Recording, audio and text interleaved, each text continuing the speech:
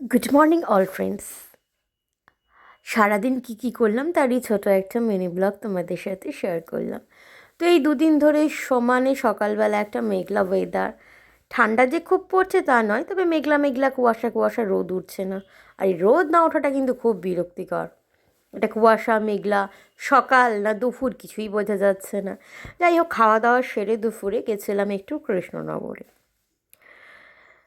তো যাওয়ার সময় ভালোই লাগে বেশ জানলার পাশে বসতে। তো বিশেষ দরকার ছিল বলেই চলে গেছিলাম। তো আসার পথে আবার নেমেছিলাম একটু দুর্গা মন্দিরে, যে বিকাল বিকাল তাহলে একটু নেমে পড়ি, নেমে একটু চাটা খাই। আর দুর্গা মন্দিরে সত্যি কথা বলতে এই সময় খুব ভালো লাগে, কারণ চারপাশে এত ফুল গাছ লাগানো হয় আর ভিউটা এত সুন্দর লাগে।